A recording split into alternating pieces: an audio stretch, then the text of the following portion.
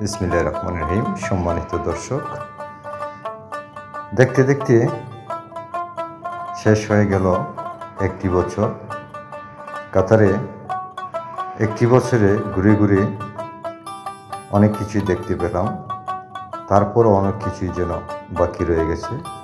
কারণ এই দেশটি এতই সুন্দর, এতই মনোমুগ্ধকর, বিভিন্ন স্থান ঘুরে আমি অনেক কিছুই দেখার পর তা উপলব্ধি করতে পারছি। এই হচ্ছে কর্নিশ পার্ক, যেটি দেখার জন্য মানুষ সুদূর ইউরোপ থেকে এখানে ভিড় জমায়। এই কর্নিশ পাড়ে রয়েছে প্রাচীন ঐতিহ্য নৌকা, ডিঙ্গি, যাকে আমরা বলে থাকি।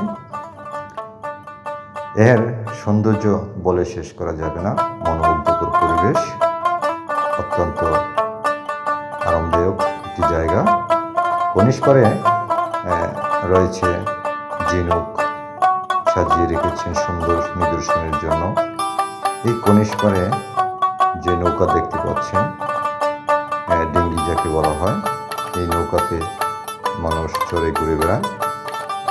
এই কর্নিশ পার্ক ছাড়াও কাতারের বিভিন্ন নিদর্শন রয়েছে, যেমন লুসাইল টাওয়ার রয়েছে, আলবিদা পার্ক রয়েছে, মাছ ধরার বিভিন্ন স্পিড বোট, তাছাড়া রয়েছে কাতারের মরুভূমি, রয়েছে ইসলামিক জাদুঘর, রয়েছে উসাস মার্কেট, রয়েছে র্যান্ডম মার্কেট, রয়েছে চাঁদের মতো একটি আবাসিক হোটেল। না দেখলে বোঝা যাবে না যেটা কত বড়। রয়েছে লুসাইল টাওয়ার,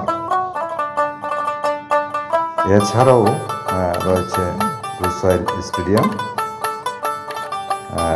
অত্যন্ত সুন্দর একটি স্টেডিয়াম, লুসাইল স্টেডিয়াম। এ হচ্ছে র্যান্ডম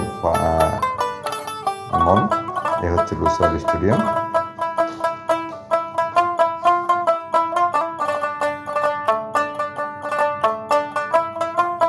আপনারা দেখতে পাচ্ছেন এটি লুসাইল টাওয়ারের পাশে সাগরের পার।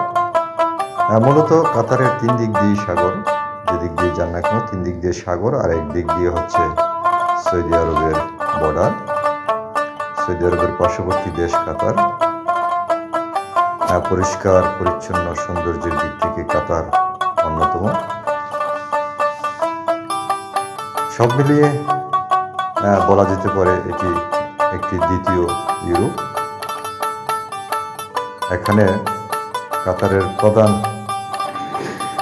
আয়ের উৎস হচ্ছে খনিজ সম্পদ, তেল। এই তেলের আয় থেকেই কাতারিরা বেশ উপার্জন করে থাকেন।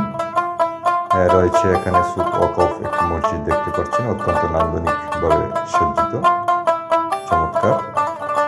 এই কাতারের গুণ বলে আমি শেষ করতে পারবো না।